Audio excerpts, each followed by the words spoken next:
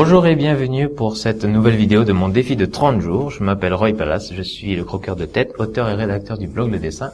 Et dans cette vidéo, je vais répondre à une nouvelle question qui est celle de Guy. Guy qui me dit qu'il a beaucoup de mal avec les portraits de profil, droit ou gauche, ainsi qu'avec les mains et les pieds. Et il dit je dois pas être le seul, lol, avec 2 points d'exclamation.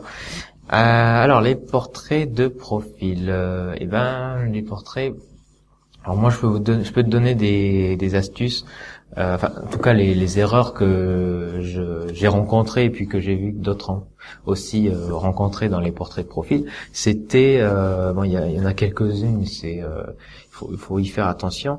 La plus grosse, là vraiment la plus grosse que je vois souvent, c'est la position de l'oreille. En tout cas c'est ça sa longueur.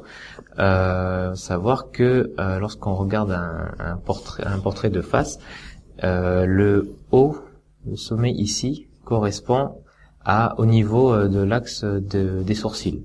Donc en fait on pourrait tirer une ligne comme ça et ça devrait rejoindre le sourcil.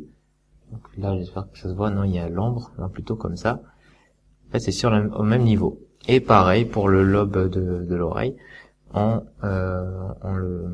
si on le mesure, on trace une ligne comme ça devrait arriver à la base du nez. Donc déjà ça. Donc moi j'ai vu des oreilles qui étaient trop petites ou trop grandes, et normalement on devrait pouvoir tracer un rectangle comme ça et les deux côtés, c'est-à-dire ici et la longueur de l'oreille devraient être les mêmes. Donc ça c'est pour la première astuce. L'oreille a la même longueur que entre le sourcil et la base du nez. Ensuite, il y avait un autre petit souci, mais vraiment c'était un détail et moi je me suis pas rendu compte tout de suite lorsque je faisais des portraits de ça, mais c'est d'avoir une sclérotique qui était ici trop importante. Donc la sclérotique c'est le blanc de l'œil. C'était de le faire trop grand. On a tendance à agrandir cette partie et sur le dessin, finalement, c'est pas vraiment choquant parce que d'une part parce qu'on voit pas le deuxième œil en même temps. C'est plus facile de voir les erreurs lorsqu'on a un portrait de face parce qu'on peut comparer les deux parties gauche-droite du visage. Là, c'est quand même plus délicat.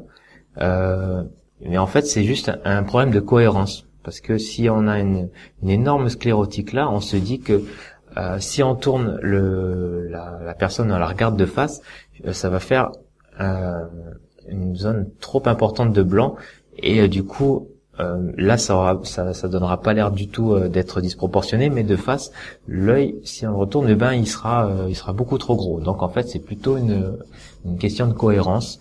De créer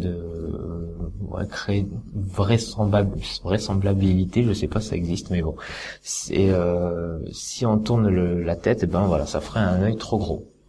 Donc ça c'est la deuxième erreur la plus connue, la plus répandue je trouve. Et ensuite en dernier c'est la distance là entre alors je crois que ça s'appelle la glande lacrymale et la base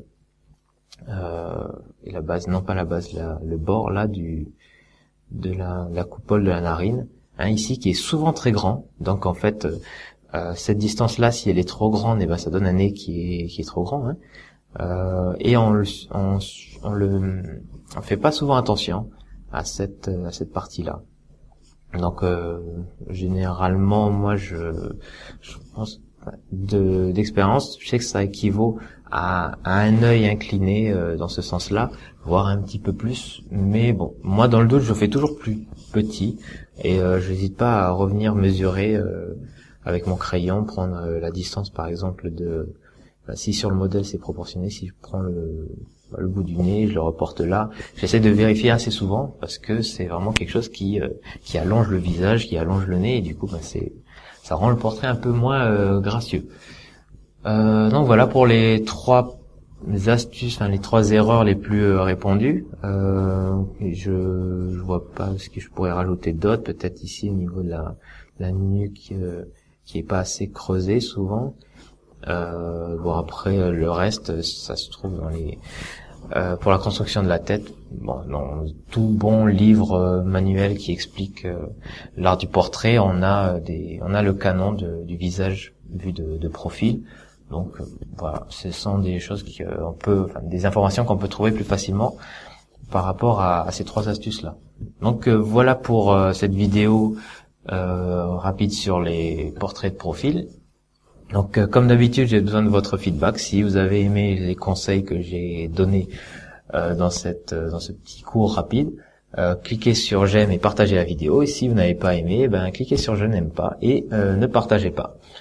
Aussi, pour suivre le reste de mes vidéos avant la fin de mon défi, vous pouvez cliquer sur mon logo en haut à droite et comme ça vous serez averti de chaque vidéo chaque jour qui sera publiée. Voilà, merci encore de m'avoir regardé et écouté et je vous dis dessinez bien et puis à demain pour la prochaine vidéo. Au revoir.